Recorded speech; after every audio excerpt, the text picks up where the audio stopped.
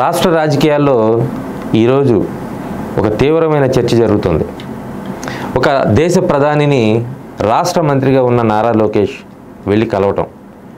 సాధారణంగా అయితే ఈ కలయిక పెద్ద ఆశ్చర్యంగా ఉండదు, లేదంటే చర్చ కూడా జరగదు.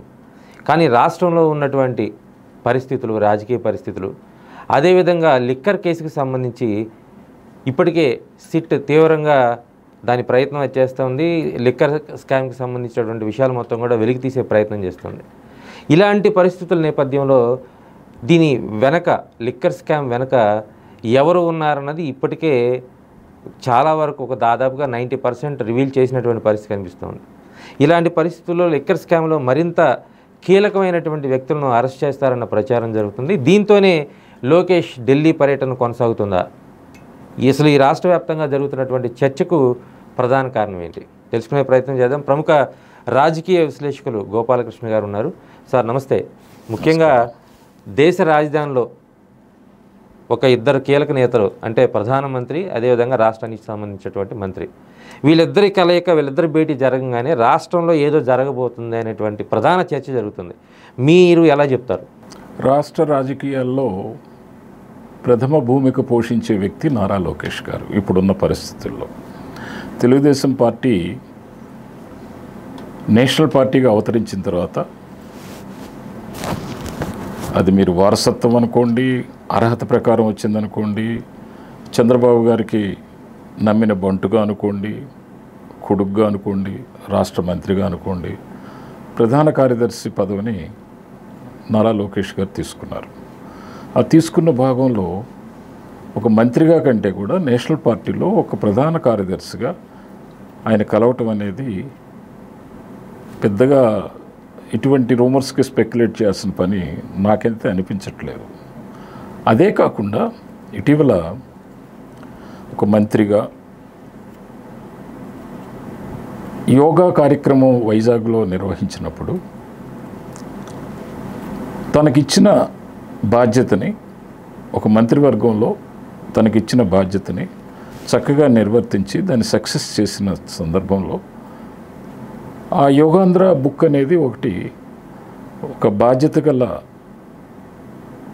పౌరుడిగా, యువకుడిగా, మంత్రిగా, ప్రధాన కార్యదర్శిగా గౌరవప్రదంగా ఆ రోజున ప్రశంసలు అందుకున్న లోకేష్ గారు ఇవ్వాలి, అది ఆయన బాధ్యత. ఆ సందర్భంగా కలిశారు. ప్రధానమైన కలయిక యొక్క ముఖ్య కారణం అది. మనం స్పెక్యులేట్ చేయటం, వివిధ రకాలుగా అనుకోవటం అనేది అది సహజం. జగన్ గారిని అరెస్ట్ చేయాలని అంటే ప్రధానమంత్రి గారి పర్మిషను కావాలి అనుకుంటే, రాష్ట్ర రాజకీయాల్లో ప్రతి నిర్ణయము, ఇటువంటి కీలక నిర్ణయాల వెనుక ప్రతిసారి ప్రధానమంత్రిని కలవటం అనేది, అది ఆ అంశం ప్రధానమంత్రి పరిధిలో లేని అంశం. అది రాష్ట్ర ముఖ్యమంత్రిగా రాష్ట్ర మంత్రివర్గం తీసుకోవాల్సిన నిర్ణయం. అంతకంటే ముందు డిపార్ట్మెంట్ పరంగా వారు తీసుకోవాల్సిన నిర్ణయం. అరెస్ట్ చేయాలా లేదా, అరెస్ట్ చేసే పరిస్థితి ఉందా, ఆ కేసు పూర్వాపరాలను పరిశీలించిన తర్వాత, న్యాయస్థానాల్లో ఛార్జ్షీట్ ఫైల్ చేసిన తర్వాత కానీ, లేకపోతే డిపార్ట్మెంటల్ ఎంక్వైరీలో కానీ డెఫినెట్గా జగన్మోహన్ రెడ్డిని అరెస్ట్ చేసే హక్కు అవసరమైతే అది రాష్ట్ర ప్రభుత్వానికి ఉంటుంది. రాష్ట్ర ప్రభుత్వం యొక్క పరిధిలో పనిచేసే డిపార్ట్మెంట్కి ఉంటుంది. మనం ఎవరో దాన్ని క్వశ్చన్ చేయడానికి. అది అవసరం అనుకున్నప్పుడు ఏ పౌరుడినైనా చేసి తీరాలి.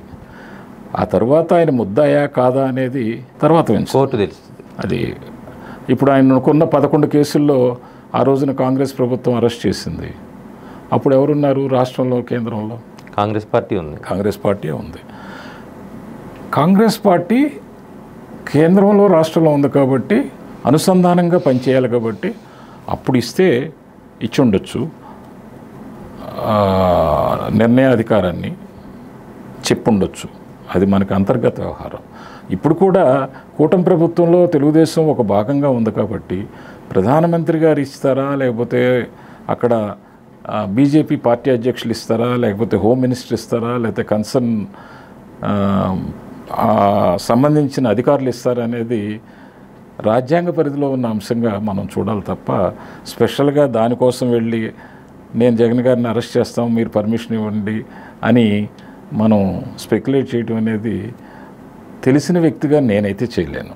అంటే రాజ్యాంగం అనే అంశం తీసుకొని వస్తే రాజకీయాన్ని ముడిపెడుతున్నారు. ఎందుకంటే కూటమిలో కీలక నేతగా పెద్దన్న పాత్ర పోషిస్తుంది చంద్రబాబు. ప్రధానమంత్రి బాధ్యత తీసుకున్న పరిస్థితుల్లో మన మోడీ గారు ఉన్నారు. అదేవిధంగా పవన్ కళ్యాణ్ ఉన్నారు.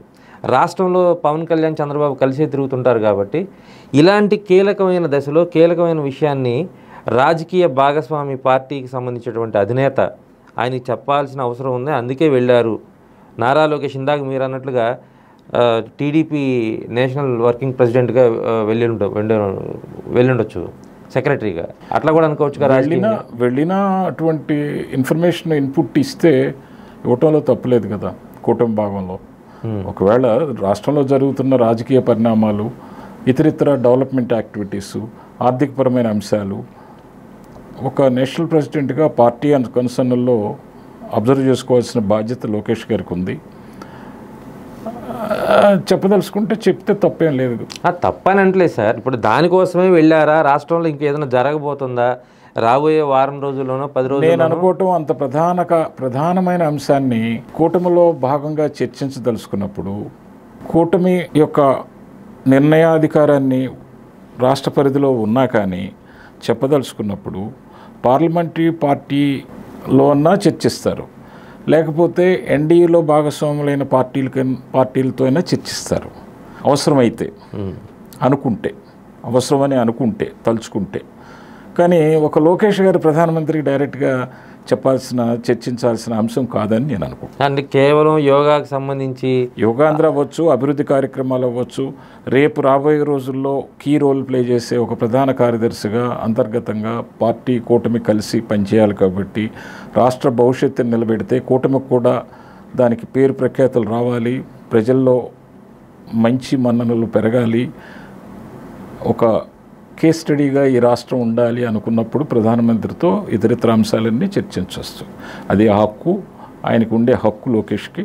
అది చేయవలసిన బాధ్యత కూడా ఉంది. హక్కే కాదు, బాధ్యత కూడా ఉంది. సార్, ఒక అడుగు అంటే ప్రజల్లో ఉన్నటువంటి ప్రచారం ఏంటంటే నారా లోకేష్ ఈ మధ్యకాలంలో ఎక్కువగా ప్రధానమంత్రి కలుస్తున్నారు, చంద్రబాబుకు ఒక అడుగు దూరంగా ఉంటున్నారు. అంటే రాజకీయాల్లో రాజకీయ వారసుడిగా నారా లోకేష్ ఆల్రెడీ ప్రమోట్ అయిపోయారు. కానీ ఇప్పుడు ఎందుకు ప్రధానమంత్రితో కానీ ఇతర కీలకమైన సమావేశాల్లో కానీ ముందు నారా లోకేష్నే పెడుతున్నారు? చంద్రబాబు ఒక అడుగు వెనక ఉండి పాలనాపరమైన అంశాలు చూసుకుంటున్నారు. వెనక ముందు అనే అంశం రాదండి రాజకీయాల్లో. యువకుడిగా బాధ్యతలు తీసుకున్న తర్వాత, నిండా మునిగిన తర్వాత చలేంటని రాజకీయ క్రీడా మైదానంలో ప్రవేశం కలిగిన తర్వాత డిమాన్స్ట్రేట్ చేసుకునే సందర్భంలో అది ఆవశ్యకత ఉంది. లోకేష్కి ఆ బాధ్యత ఉంది. అలా కలిస్తేనే ఇతనికి కూడా ఎక్స్పీరియన్స్ వస్తుంది. పెద్దలు ఏం చెప్తున్నారు, ఇతరులు ఏం చెప్తున్నారు, తనేం ఆలోచిస్తున్నారు, రాష్ట్రానికి ఏం కావాలి, చట్టం ఏం చెప్తుంది, రాజ్యాంగం ఏం చెప్తుంది, ఎవరి మోడస్ ఆఫ్ ఆపరేషన్ ఎలా ఉంటుంది, ఇవన్నీ నేర్చుకోవాలి కదా. చంద్రబాబు నాయుడు గారికి అలా నేర్చుకునే కదా ఎంత దూరం వచ్చారు. అదే పందా ఇప్పుడు లోకేష్ గారు తీసుకుంటే తప్పేంటి? దానికి వెనక ముందనే ఆ డిస్క్రిమినేషను మనం బహుశా మనం ఇచ్చే భాష్యం. నాకు వెనక ముందు అనే పదం ఎందుకు వస్తుందంటే 2029 ఎన్నికల్లో నారా లోకేష్ ముఖ్యమంత్రి అభ్యర్థి కాబోతున్నారు అనేది అసలు అంటే ఇప్పటికే లోకేష్కి సంబంధించినటువంటి ఒక బ్యాచ్ అనుకోవచ్చు, లేకపోతే ఆయన వింగ్ అనుకోవచ్చు. ఇప్పటికే నారా లోకేష్ ముఖ్యమంత్రి కావటమే తరువాయి. కాకపోతే బాబు గారు ఉన్నారు కాబట్టి బాబు గారు రాజకీయ అస్త్ర సన్యాసం చేసేంత వరకు కూడా ఆయనకే ముఖ్యమంత్రి బాధ్యతలు ఉంచి నారా లోకేష్ ఏ క్షణమైనా ముఖ్యమంత్రి అవ్వచ్చు అనే ప్రచారం కూడా తెచ్చుకుంటున్నారు. నన్ను రాజకీయ అంశంగా విశ్లేషించమంటారా? లేకపోతే రెండు మీరు రాజకీయ విశ్లేషకులు, మీరు రాజ్యాంగ విశ్లేషకులు కాబట్టి. రాజ్యాంగ విశ్లేషకులు అంత నాలెడ్జ్ నాకు ఉందని నేను క్లెయిమ్ చేసుకోను. పార్టీ పరంగా చెప్పమంటారా? పార్టీ పరంగా చెప్పండి. పార్టీ పరంగా చెప్పాలంటే లోకేష్ గారు ముఖ్యమంత్రిగా కోరుకోవటంలో తప్పులేదు. కానీ అరంగేట్రం చేయాలి, ఆ పోస్ట్ యొక్క పరిధిలోకి వెళ్ళాలి అంటే నా వ్యక్తిగత అభిప్రాయం పార్టీ పరంగా చెప్పాలి. పార్టీ భవిష్యత్తు కోరుకునే విధంగా చెప్పాలంటే ఇంకా కొంత సమయం తీసుకోవటం మంచిది. పాలనాపరమైన అంశాల మీద మంచి అవగాహన పెరగాలన్నా, ప్రజల యొక్క భవిష్యత్తు బాగుండాలన్నా, పార్టీ భవిష్యత్తు బాగుండాలన్నా తండ్రి చాటు బిడ్డగా కంటే సమర్థుడుగా నాయకత్వ లక్షణాలు పుచ్చుకోవాలి. తండ్రి చాటు బిడ్డగా వారసత్వంగా కానివ్వండి, మీరు వారసత్వం కాదని ఎవరన్నా బుకాయిస్తే నేను ఒప్పుకోను. తెలిసింది, రాజకీయ వారసత్వం రాజకీయ వారసత్వం అనేది ఉంది కాబట్టే అతనికి ప్రాధాన్యత కలిగింది. చంద్రబాబు గారు కూడా ఇవ్వడానికి సిద్ధపడ్డారు. అన్నిటికంటే ముఖ్యం ఏంటంటే గతంలో కూడా వాజ్పేయి గారి టైంలో కూడా టీడీపీ కలిసి పనిచేసింది ఎన్డీఏకి. అప్పుడున్న పరిస్థితులు వేరు. 83 మొదటి మహానాడప్పుడు నేషనల్ ఫ్రంట్ చైర్మన్గా కాంగ్రెసేతర ప్రభుత్వాలని, కాంగ్రెసేతర పార్టీలని ఒక వేదిక మీదకి తీసుకొచ్చిన వ్యక్తిగా రామారావు గారు నిర్వహించిన బాధ్యతలు వేరు. అప్పుడు చంద్రబాబు నాయుడు గారు పార్టీలోకి ఎమర్జ్ అయిన తర్వాత బాధ్యతలు తీసుకున్న తర్వాత ఆయన నిర్వర్తించిన రోల్ వేరు. డైరెక్ట్గా తెలుగుదేశం అధినేతగా, తెలుగుదేశం నాయకుడిగా కూటమి ప్రభుత్వాలు ఏర్పరిచే భాగంలో కేంద్ర ప్రభుత్వాలని కాపాడగలిగిన, తెలుగువాడి సత్తా చూపించగలిగిన, తెలుగువాడి తేజాన్ని నిలబెట్టగలిగిన ఒక ఇంపార్టెంట్ భూమికను పోషించడంలో చంద్రబాబు నాయుడు గారు కేంద్ర ప్రభుత్వాలని చాలని మెజారిటీ వచ్చినప్పుడు బల నిరూపణలో మళ్ళీ ఎలక్షన్స్కి వెళ్ళి కేంద్ర ప్రభుత్వాన్ని ఏర్పరిచే భాగంలో ఇబ్బందికి గురి చేయకుండా కొన్ని త్యాగాలు చేసి తెలుగువాడిగా దేశ భద్రత కోసం, దేశ రక్షణ కోసం ఒక బాధ్యత గల భూమికని చంద్రబాబు నాయుడు గారు పోషించారు. అది డెమాన్స్ట్రేట్ అయిపోయింది. నేషనల్ ఫ్రంట్లో ఆయనకున్న ఎక్స్పీరియన్స్, నేషనల్ ఫ్రంటే కానివ్వండి, యునైటెడ్ ఫ్రంటే కానివ్వండి, లేకపోతే ఇతరితర అంశాల మీద కానివ్వండి, ఒక నిర్ణయాన్ని తీసుకునేటప్పుడు డెమాన్స్ట్రేట్ అయింది. 2004లో పవర్ సబ్జెక్ట్ని, అంటే విద్యుత్ అనే అంశాన్ని ఒక భూతంలాగా చూపించి రిఫార్మ్స్ జరుగుతున్న టైంలో చంద్రబాబు నాయుడు గారిని వ్యవసాయం అంటే ఈయన గిట్టదు, విద్యుత్ ద్వారా ఈయన సంస్కరణలు చేపట్టి ప్రజల్ని ఇబ్బంది పెడుతున్నారు అని కమ్యూనిస్టులను సైతం చేదోడు వాదోడుగా తీసుకెళ్ళి కాంగ్రెస్ ఉద్యమం మొదలెట్టి ఆ తర్వాత పాదయాత్రలో తర్వాత ఫ్రీ తాయిలాలను ఇచ్చి రాజశేఖర రెడ్డి గారు రాష్ట్ర రాజకీయాలని ఒక మలుపు తిప్పిన మాట వాస్తవం.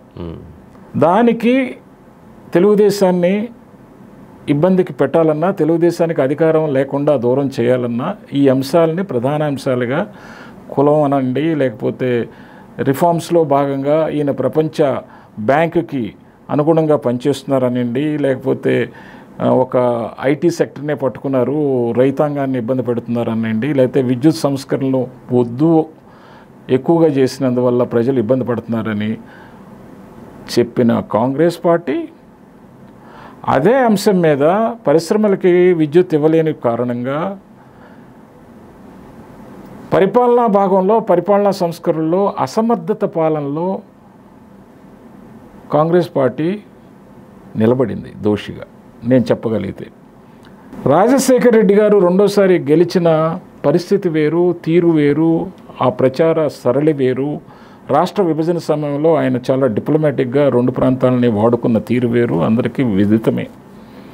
అయినా తెలంగాణ ఎన్నికలు అయినా రాజశేఖర రెడ్డి గారు ఆయన స్వార్థపూరితమైన రాజకీయ క్రీడలో తన యొక్క వారసుడికి అన్ని హంగులు ఏర్పరిచారు. నిర్మోహటంగా చెప్పగలుగుతాం. పత్రికా ప్రవేశానికి, పత్రికా పెట్టుబడులకు కానీ, ఇతరితర కుటుంబపరంగా ఆస్తులు కూడబెట్టుకోవటానికి కానీ, ఒక పార్టీ పెట్టి కాంగ్రెస్ పార్టీ, నేషనల్ పార్టీని ఎదురొడ్డి నిలబడగలిగే ఆర్థిక పుష్టిని కలిగించడంలో కానీ, వద్దంటూ రాజకీయాల్లో నువ్వు చాటుమాటున ఉండు అని అంటూ, నీ వ్యాపారం నువ్వు చేసుకోమంటూ అతనికి ఒక తెలిసే రాజశేఖర రెడ్డి గారు కుటుంబం మొత్తం జగన్మోహన్ రెడ్డికి బలాన్ని చేకూర్చిన మాట వాస్తవం. 14 రాష్ట్ర విభజన తర్వాత 14లో ఎలక్షన్కి వెళ్ళేటప్పుడు అది పసిగట్టిన పవన్ కళ్యాణ్, అది పసిగట్టిన తెలుగుదేశం, అది పసిగట్టిన భారతీయ జనతా పార్టీ ఒక కూటమిగా ఏర్పడి విడగొట్టబడిన రాష్ట్రం అన్యాయం అయిపోతుంది కాబట్టి మనం కలిసి పోటీ చేస్తేనే ఈ జగన్మోహన్ రెడ్డి యొక్క రాజకీయ దుష్ట సాంప్రదాయాలు, రాజకీయ చెడు క్రీడని మనం అడ్డుకోలేమని రియలైజ్ అయ్యి కలిసి పోటీ చేసి మార్జినల్గా ప్రభుత్వాన్ని ఏర్పరచుకున్నారు. ఆ దరిమిల ఆ భాగంలో చంద్రబాబు నాయుడు గారు అప్పటికే 2004-2009లో రాజకీయ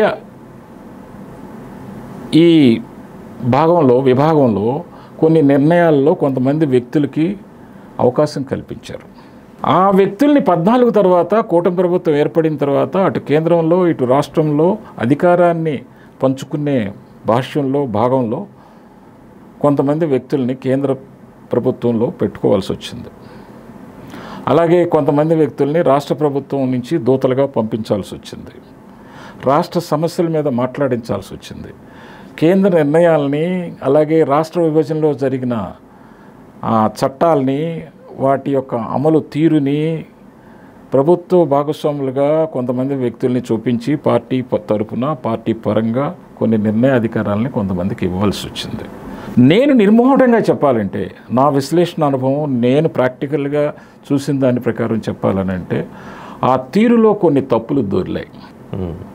ఒక నాయకుడికి కరెక్ట్గా ఫీడ్బ్యాక్ ఇవ్వాల్సిన రీతిలో ఆ బాధ్యతను మోసిన వ్యక్తులు ఇవ్వలేదనే నేను చెప్పగలుగుతా నిర్మోహటంగా. నాకేమి ఇందులో మొహమాటం లేదు. ఒకవేళ చెప్పున్నా చంద్రబాబు గారి ఆలోచన తీరు ప్రకారం వినిపించుకోలేదేమో కూడా జరిగి ఉండొచ్చు. మనం రెండు పక్కల చూడాలి. కాబట్టి ఎమోషనల్ పాలిటిక్స్ కాకుండా శాస్త్రీయ పద్ధతుల్లో, శాస్త్రీయ పరంగా రాజకీయాలు చేయాలి. రాష్ట్ర అవసరాలని, కేంద్ర అవసరాలని, పార్టీ అవసరాలని, ప్రజల అవసరాలని దృష్ట్యా మనం నడవాలనే ఒక బాధ్యత గల నాయకులుగా ఎదగాలంటే ఎంతో మెచ్యూరిటీ కావాలి. అది ఒక వాజ్పేయి గారికే చెల్లుబాటు నాకు తెలిసి. ఆయన యొక్క మెచ్యూరిటీ లెవెలే వేరు. ఆ భాగంలో కొన్ని తప్పులు దొరిలాయి, కొన్ని తప్పు నిర్ణయాలు దొరిలాయి. రాష్ట్రం అనుభవించింది. జగన్మోహన్ రెడ్డి 19లో అందిపుచ్చుకున్నాడు. రాష్ట్రం నాశనం అయింది. ఇవాళ ఏ రకమైన నిర్ణయాలు తీసుకోవాలన్నా, ఏ రకమైన నిర్ణయాల్లో పాలు పంచుకోవాలన్నా పార్టీ పరంగా the Lokesh is a right candidate to make a bridge between centre and state. నేను చెప్పే సూక్ష్మమైన విశ్లేషణ అవును మీరు అర్థం చేసుకుంటే, ఈ వీడియో విన్న ప్రజలు గడక వినే శ్రోతలు అర్థం చేసుకుంటే దాంట్లో ఉన్న లోతు ఎంతో తెలుస్తుంది. నేను ఒక పరిధి దాటి వ్యక్తుల్ని ఉచ్చరించి, వ్యక్తుల్ని ఉద్దేశించి మాట్లాడగలే సంస్కారం కానీ అలవాటు కానీ నాకు లేదు. కాబట్టి మీరే అర్థం చేసుకోవాలి. అది సరే. ఇప్పుడు రాష్ట్ర రాజకీయాలకి ఖచ్చితంగా లోకేష్ అవసరం, లేదా టీడీపీ ముందు పార్టీకి అవసరం, అదే తెలుగుదేశం పార్టీకి అవసరం, కూటమి ప్రభుత్వానికి అవసరం. ఆ కమ్యూనికేషన్ గ్యాప్ లేకుండా పూరించడం అనేది ప్రాధాన్యత. దానివల్ల రాష్ట్ర ప్రయోజనాలు, రాష్ట్ర ప్రజలకి మేలు జరుగుతుంది. అది ఇప్పుడు ఏంటి సార్ అంటే, జగన్మోహన్ రెడ్డిని లిక్కర్ కేసులో ఒక అనుమానితుడు అన్న పదం చేర్చింది సిట్. ఛార్జ్షీట్లో అప్పటి ముఖ్యమంత్రి అనేది సంబోధన చేసింది. కాబట్టి ఇప్పుడు రాష్ట్ర ప్రజలు కానీ, లేదంటే రాజకీయ విశ్లేషకులు కానీ, లేదంటే రాజకీయం పట్ల ఏమాత్రం ఆసక్తి ఉన్నా వాళ్ళందరూ ఆలోచించేది ఏంటంటే, ఖచ్చితంగా రాబోయే రోజుల్లోనా నెల రోజుల్లోనా అనేది తీసేస్తే, ఖచ్చితంగా ఈ కేసు అంటే లిక్కర్ కేసు చాలా ఫాస్ట్గా మూవ్ అవుతుంది. కాబట్టి కీలకమైన నిందితుడు లేదా కీలకమైనటువంటి పొజిషన్లో ఉన్న వ్యక్తిని అరెస్ట్ చేస్తారు అని ప్రచారం జరుగుతుంది. అసలు అరెస్ట్ చేస్తే ఏం జరుగుతుంది? మీరు అడిగిన ప్రశ్నలో రెండు అంశాలు ముఖ్యంగా నాకు గోచరిస్తున్నాయి. ఏంటంటే, లిక్కర్ కేసు ఫాస్ట్ ట్రాక్లో వెళ్తుంది అని అన్నారు. వెళ్తుంది నేను అనుకోవట్లా. ఇప్పటికే ఆలస్యమైంది. 2, జగన్మోహన్ రెడ్డి గారి అరెస్టు, అనుమానితుడు అన్నారు. అసలు 19-24 మధ్యలో ఏ మంత్రి అయినా, ఏ అధికారైనా, ఏ నాయకుడైనా బాత్రూమ్కి వెళ్ళాలంటే కూడా జగన్మోహన్ రెడ్డి గారి పర్మిషన్ తీసుకున్నారా లేదా? ఎక్కడా లేదు సార్. లేదు అంటే ఎందుకంటే అపాయింట్మెంట్ ఇవ్వలేదుగా. అపాయింట్మెంట్ గురించి కాదు నేను మాట్లాడేది. కీలకమైన నిర్ణయాలు తీసుకునేటప్పుడు బాత్రూమ్కి వెళ్ళాలన్నా, భోజనం చేయాలన్నా ఆయన పర్మిషన్ అవసరమా లేదా అనేది మిమ్మల్ని నేను ప్రశ్నిస్తాను. అంతే కదా, ఖచ్చితంగా ముఖ్యమంత్రి కాబట్టి ఆయన నిర్ణయం ఆయన నిర్ణయాధికారం ఆయన. ముఖ్యమంత్రిగా సార్వభౌమ అధికారం ఉన్న డెమోక్రటిక్ సిస్టంలో వివిధ రంగాలు వివిధ భాగాలు పనిచేసేటప్పుడు వారి నిర్ణయాధికారాలు వారికి ఉంటే అల్టిమేట్గా ముఖ్యమంత్రి దానికి కన్సెంట్ ఇవ్వాలి, లేదంటే తప్పు జరుగుతుంటే గార్డియన్గా ఉండాలి తప్ప ముఖ్యమంత్రిగా ఆయన తీసుకున్నాడు అనేది అవాస్తవం. అది సూపర్ పవర్ ఉపయోగించడం అనేది ముఖ్యమంత్రికి సాధ్యపడదు. అందరు ముఖ్యమంత్రులు గతంలో కాంగ్రెస్లో కానీ అందరూ చేయలేదే, ఎందుకు చేయలే? బీజేపీలో ఇప్పుడు చాలా రాష్ట్రాల్లో పాలన జరుగుతుంది. ఒకటి సిస్టమ్ రివ్యాంప్ అయింది, సెంట్రలైజ్డ్ పవర్ పెరిగింది. రెండు, ఇతని యొక్క మైండ్ సెట్ బట్టి, ఇతని యొక్క మెంటాలిటీ బట్టి, ఇతని యొక్క పెరిగిన వాతావరణం బట్టి అన్డెమోక్రటిక్ వేలో సంపద సృష్టించబడ్డాడు కాబట్టి, అన్డెమోక్రటిక్ వేలో బిహేవ్ చేశాడు కాబట్టి, అది ఒక జగన్మోహన్ రెడ్డికే డెమోక్రసీ లేకుండా నిర్ణయాధికారాలు సర్వం తన గుప్పిట్లో పెట్టుకొని ప్రతి అంశాన్ని, ముఖ్యంగా అక్రమ మార్గంలో సంపాదన కూడబెట్టుకోవటానికి అతనికి తెలియకుండా కాకి కూడా వాలలేదు. కాబట్టి అతను అనుమానితుడు అంటారేంటి? ప్రతి నిర్ణయం వెనుక అతని నిర్ణయం ఉంది, ప్రతి డెసిషన్ వెనుక అతని యొక్క వీటో పవర్ ఉంది. కాబట్టి ఇంకా అనుమానితుడు అనే ఆ మాట మీరు తీసేయండి. నేను తీయకూడదు కదా, మీరే కాదు అసలు చట్టం కూడా తీసేయాలి. రాష్ట్ర ప్రభుత్వం కూడా దాంట్లో అసలు చాలా అనుమానితుడని, లేకపోతే స్టెప్ డౌన్ చేసి, లేకపోతే ఆయనకి ఎక్కడో స్థానం కల్పించడం, ఏ 11, 12, 13 లేకపోతే 2, 3, 4, 5, 6 కల్పించడం అనేది ఛార్జ్షీట్లో. అంటే ఫైనల్ ఛార్జ్షీట్ వేసేటప్పుడు ఆయన పొజిషన్ పెడతారేమో. అసలు పొజిషన్ పెట్టడం కాదండి, ఇప్పటికే A1 అతనే. A1 మీరు అది ముందు మాట్లాడుకోవాలి మనం. అంటే ఆయన అంటే ఒకటి, ఇంకొక క్వశ్చన్ మీకు వేస్తున్నాను నేను. ఒకవేళ అతనికి తెలియదు, అమాయకుడు, చాక్లెట్ కూడా తినలేడు, లేకపోతే నోట్లో వేలు పెడితే కొరకలేడు అనే అనుకుందాం కాసేపు. ఈ కింద వాళ్ళందరే తప్పులు చేశారు అనుకుందాం. అంటే వాళ్ళ మంత్రికి కూడా తెలియదండి సార్, మాజీ మంత్రి చెప్పేదేనండి. వీళ్ళందరూ తప్పులు చేశారు అంటే జగన్మోహన్ రెడ్డి అసమర్థుడనేగా. అతని యొక్క అసమర్థ పాలన వల్లే వీళ్ళు తప్పు చేయగలిగారు కదా. అటువంటి అసమర్థుడు ఇంత కుంభకోణం చేయగలిగినప్పుడు, ఇంత కుంభకోణానికి తెరదింపినప్పుడు, అతను కుర్చీలో కూర్చున్నప్పుడు మళ్ళీ నేను ముఖ్యమంత్రినని రేపు ఎలక్షన్లో ఎట్లా క్లెయిమ్ చేస్తాడండి ముఖ్యమంత్రి అభ్యర్థినని? How dare enough is. సమర్థత లేదు, నాకేం తెలీదు, అయ్యో పాపం నాకేం తెలీదు, తెర వెనక ఇదంతా జరిగింది అనుకుంటే, అసలు తెర వెనకే ఏమీ జరగలేదు, కావాలని కుట్రబన్ని వీళ్ళందరినీ ఇరికించారు అని అతను క్లెయిమ్ చేస్తున్నాడు. అవును. సో రేపు రోజున ప్రూవ్ అయితే అతనికి తెలియకపోయినా తప్పు రుజువైతే ఇతను చేసినట్టే రావాలి ముఖ్యమంత్రిగా. నెక్స్ట్ టైం కోర్టు ఏం చేయాలంటే, నీ పాలనలో ఇంత అవినీతి జరిగింది కాబట్టి don't claim as a CM, would be CM, you are not deserved candidate అని ఒక జడ్జిమెంట్ రావాలి. అది నా విశ్లేషణ. అసలు అది వచ్చే అవకాశం ఉండదు కదా సార్? రావాలి, చట్టాలు మార్చుకోవాలి.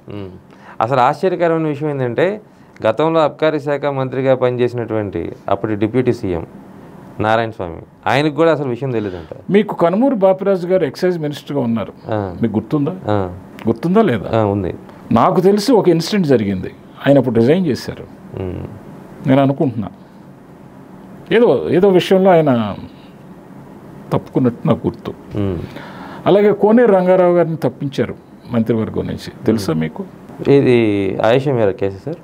కాదు, అప్పుడు మున్సిపల్ దీంట్లో ఏదో ఇష్యూ వచ్చింది. Okay okay. అప్పుడు ఎవరు ముఖ్యమంత్రి? చెన్నారెడ్డి గారు. ఇటువంటి ఆచారాలు, ఇటువంటి ఉదాహరణలు గతంలో జరిగినాయి కదా, కాంగ్రెస్ ప్రభుత్వంలో జరిగినాయి కదా. మరి నారాయణ స్వామి గారు మరి ఇప్పుడు తెలియదు అని అంటే అది ఇంకా ఏం చెప్తాం? ప్రజలు ఆలోచించాలి. మీరు రేపు ఓటు వేసేటప్పుడు వాళ్ళందరినీ ఎడ్యుకేట్ చేసి, అయ్యో ఈయనకేం తెలియదట, డిప్యూటీ సీఎం తెలియదు, సీఎంకి తెలియదు, ఇదంతా అధికారులే చేసేసారు, సీఎంఓలో చేసేసారు, లేదా కింద మంత్రులు చేసేసారు, లేకపోతే షాడో పవర్ ఒకటి చేసేసింది అనేది ఎడ్యుకేట్ చేయండి. మాలాంటి వాళ్ళు చేస్తే సరిపోదు. మేమేదో చంద్రబాబు గారికి సపోర్ట్ చేస్తున్నామనో, లేకపోతే లోకేష్ని లిఫ్ట్ చేస్తున్నామనో, లేకపోతే టీడీపీని లిఫ్ట్ చేస్తున్నామని అనుకుంటారు. అది కాదు ఇక్కడ ముఖ్యం.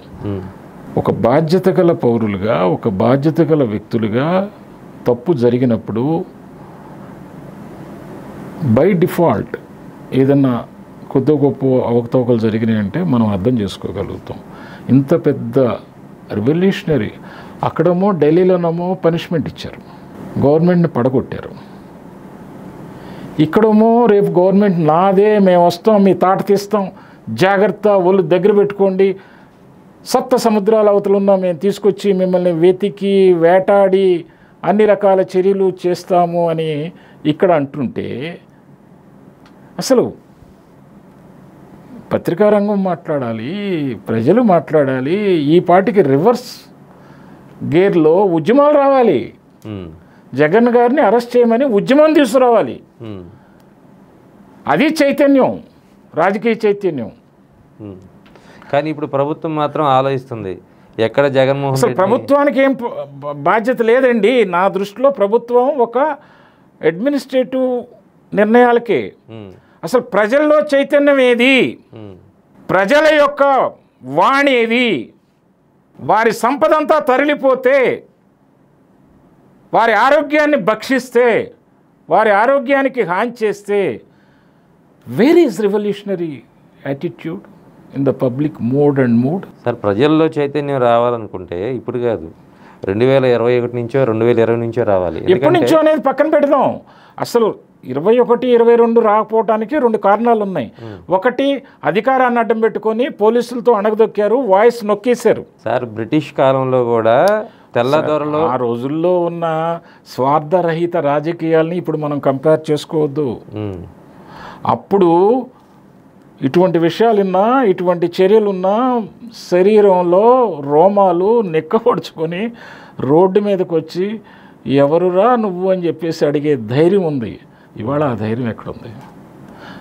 ఓటరే కరప్ట్ అయినప్పుడు ఆ ధైర్యం ఎక్కడ ఉంటుంది? ఉండదు.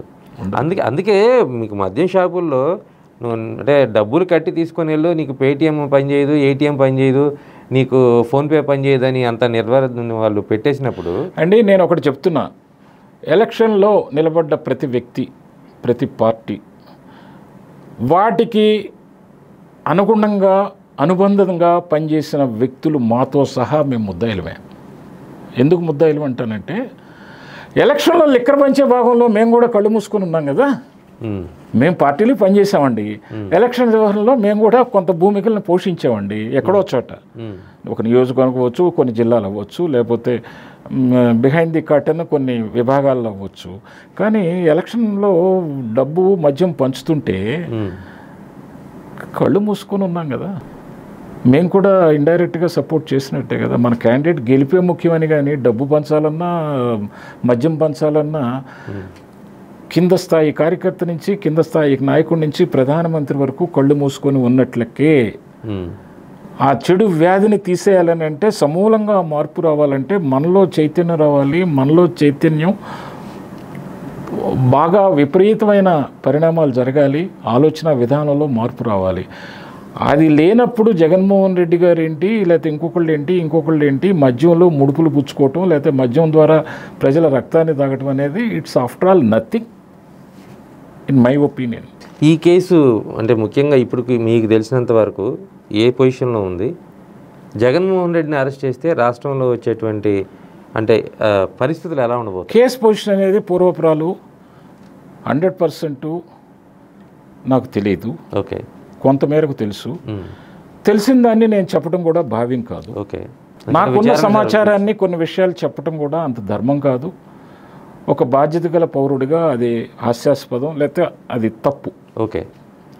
2, జగన్మోహన్ రెడ్డి గారిని అరెస్ట్ చేయకపోవటం అనేది ఆ సర్వ నిర్ణయాధికారం ప్రభుత్వానికి ఉంది. ప్రభుత్వంలో పనిచేసే బాధ్యత గల వ్యక్తులకు ఉంది. ఒక వ్యక్తిగా, ఒక వ్యవస్థలో ఉన్న వ్యక్తిగా మాట్లాడాలని అన్నా, లేకపోతే ఒక పార్టీ తరఫున క్రిటిసైజ్ చేయాలన్నా, లేకపోతే పార్టీ పరంగా మాట్లాడాలన్నా ఫస్ట్ ఈ should be arrested, next enquiry. అంతే. ఈరోజు జరిగిన పరిణామాల్లో అది కీలకంగానుంది.